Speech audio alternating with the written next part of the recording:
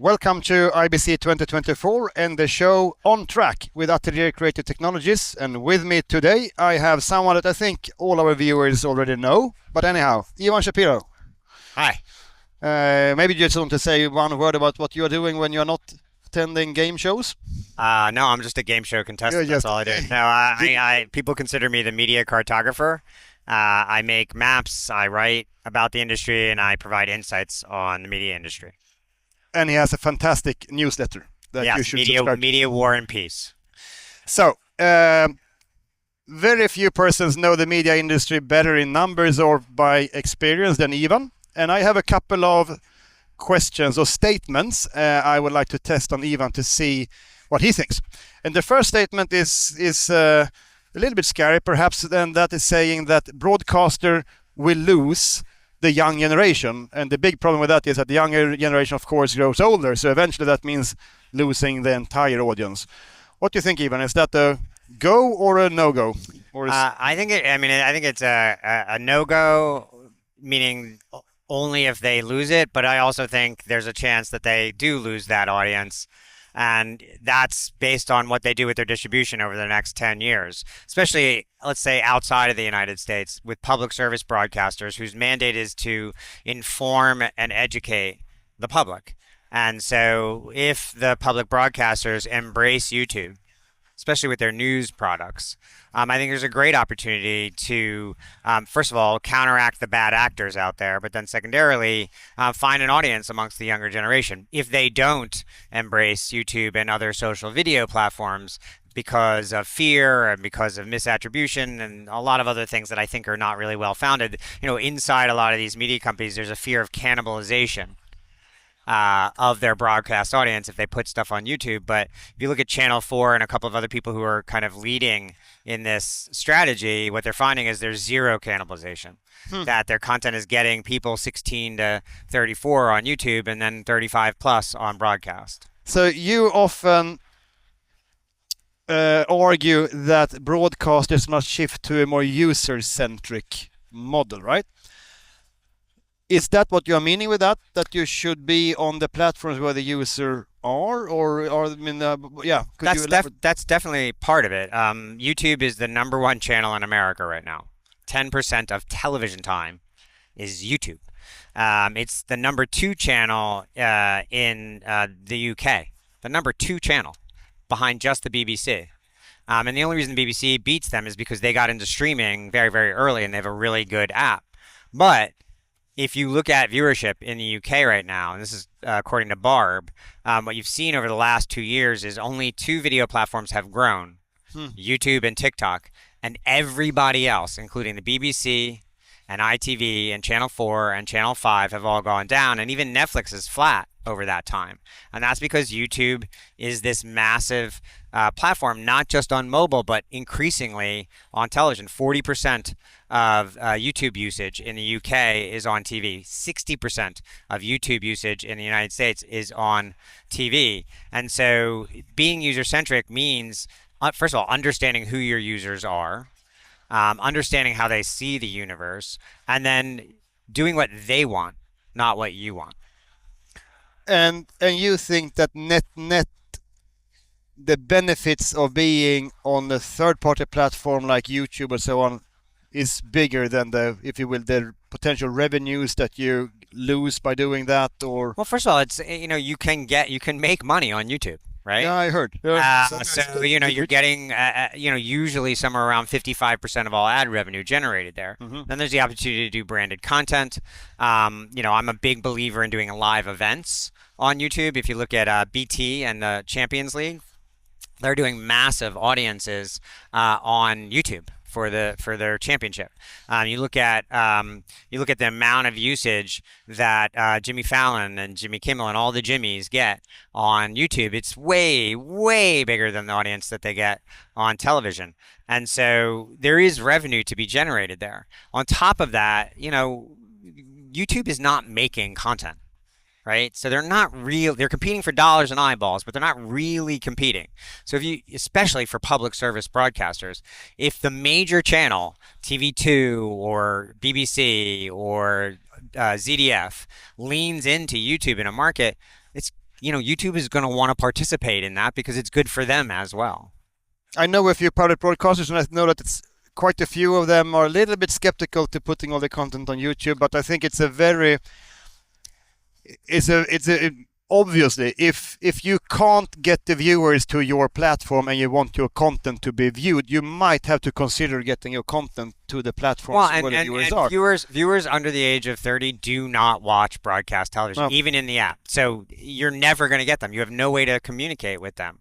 But again, there's almost zero cannibalization, so you can get that audience and keep the audience that you have. But most importantly, especially for public service broadcasters, your mission is to educate and inform the public. That's the mission. And if you're skipping the 3 youngest generations, then you're not meeting your mission. Like, why do you even exist?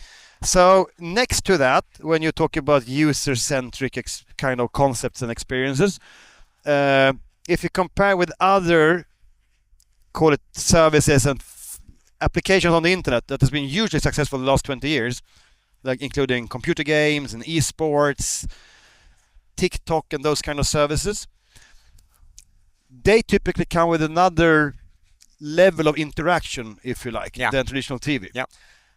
Is that another part of the user-centric thing, to engage and involve the viewers? That's what I really enjoy about YouTube too, as far as a kind of broadcasting or publication standpoint, is first of all, the data is tremendous. The data you get back from your own channel is just remarkable. Completion rates and age and all the various other demographic information you're getting it in real time. Secondarily, the ability to do something live where you can actually talk to the audience in real time. I mean, you can do that on television, but it's actually substantially more costly than it is streaming live on YouTube, because they're handling all the delivery. You don't have the CDN costs. You don't have any of that kind of stuff.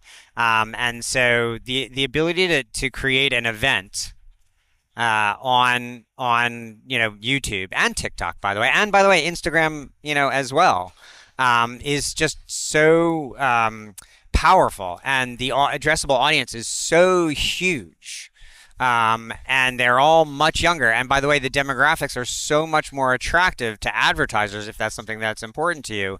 So I think the ability to create event television has never been easier than it is on YouTube right now, and the audience is there for you. Just as a side note, last year we actually streamed this show live on TikTok. It wasn't a hit, so just it's in a train. It's in a train this year, so maybe you need to work on train. By the way, search trains on YouTube. It's like one of the biggest categories of video. Kids love watching trains on YouTube. This will be very popular on YouTube for kids. I'm gonna get back to the interactive in the very end, but I have one more question. You touched on public broadcasters. Yeah. And you are, as an American, do you think... I am an American. You are an American. So do you think public broadcasting is good or bad? Because in the US you have far less public broadcasting than we have in Europe. Yeah. I think public broadcasting is one of the most important things in the world. And I think the way that America handles public broadcasting is what my grandmother would call a shonda. It's an embarrassment. We fund public broadcasting in the United States at about 1/10 of what it is funded in, let's say, in the UK and in Germany, and in most of the European countries. And there is demonstrable research, that demonstrates, that's repetitive, but demonstrable research that shows that the health of a public broadcaster in a region is directly tied to the democracy of that region. And if you look at what's happening in the United States right now around our political situation, regardless of which side you're on, it's a friggin' mess. And part of that is there is no independent, publicly funded media covering our politics. Yep. Right? I mean, Britain's had some issues over the last number of years. Brexit is a total mess, and I think pretty much everybody there regrets it. But you can see the political situation there self-correcting for a couple of different reasons. One, they don't really have money in politics the way that we do in the United States. But two, they have probably the most storied public broadcaster in the history of media. But this is also true in Germany. This is also true in France. This is also true in Italy. And the pendulum swings, right? But the fourth estate was created to watchdog the government. And in the United States, the only news organizations we have are for-profit commercial news organizations who really only care about ratings and advertising and clickbait. And that's why everything's breaking news in the United States. So the truth is for sales. The truth is absolutely for sale in the United States. And that's not to say that it isn't for sale around other regions, but if you look at the health of the democracy in the UK, where they just switched parties in power for the first time in quite some time. And you look at even, France had a very messy election this past time. But again, it feels like the public, first of all, voting engagement is substantially higher in all of these other countries, right? Less than half of the people who are allowed to vote in the United States vote. And amongst young people, it's like a third. So it's one of the reasons why America is in such turmoil right now politically is because we do not have a vibrant and healthy public media. PBS is wonderful, but it is so dramatically underfunded, it can't really have the impact it's intended to have. This is a very long debate. We could go on for hours on this topic, I think. Yeah. You think state-run media is dangerous and that it's Pravda, and yes, that definitely happens in dictatorships like Russia and Hungary and a couple of other regions. But where there are true democracies, the public media does way more good than it does harm. I tend to agree with that. It's complicated. So I am not against public service. I'm pretty pro public service, but I do recognize the challenges with it. Yeah. And as I think I said sometime, it's not the perfect solution, but it's the best one we got. Yeah, I mean, who do you want running your news media? Do you want the government overseeing it and funding the public, or do you want Rupert Murdoch in charge? Yeah, so your choice. It's a tough one. In the end, this wouldn't be a game show without a game ingredient, right? All right, checkers, ping pong. Now we're gonna play a quiz that is we actually borrowed from a British game show from the 70s.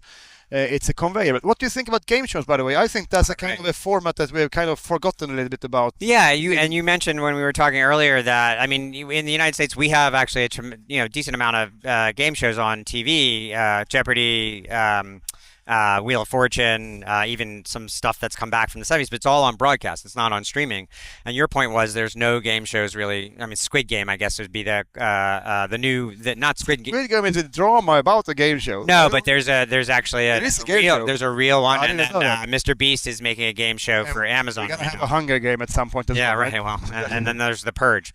But you're right. There is no kind of daily stripped game show, and I think actually.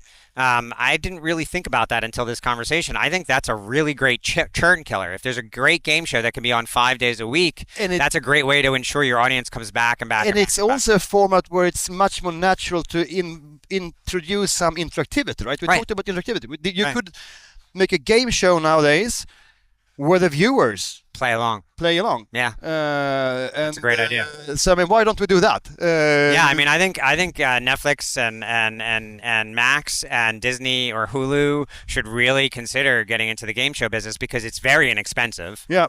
Very inexpensive, very, very scalable and repeatable. So, and if it's on every day, 5 days a week, that's one of the great ways to reduce churn is to make sure your users are using the product every day. Yep. And could win money. Yeah, there's that too. So if we're gonna try now how many movies you nailed, because this is from the Generation show show in the UK in the 70s. They had a similar conveyor belt. So yeah, I don't know what the heck you're talking about. I wasn't alive in the 70s. It will come now, and you will get what we are talking about. Okay. Office Space. Should I be doing this out loud? You can do it out loud. I have no friggin' idea what that is. That's Wizard of Oz. What is that? Oh, that's Ghostbusters. That's Aladdin. Indiana Jones.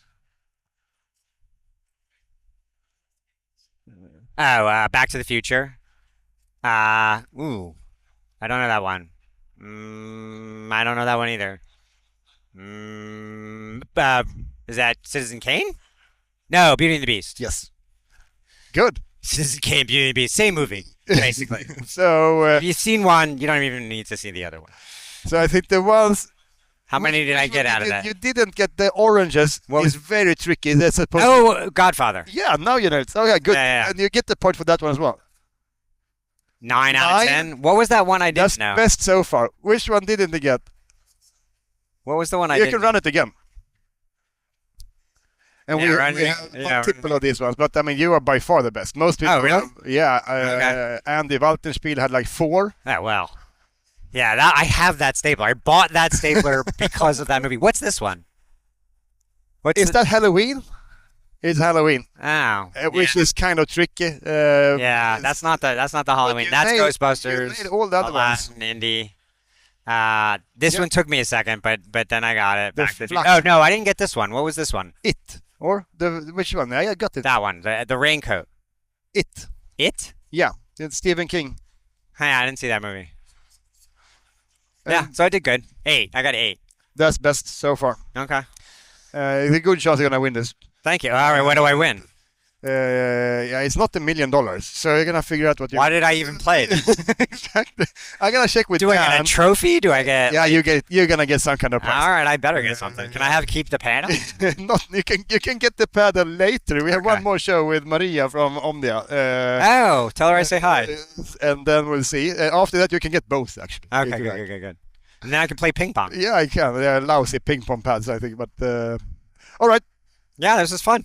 It was. We're gonna do it. How do I get off the train? It's not stopping. You're getting off? It's not stopping. Should I do have to pull the cord? Yes, you can.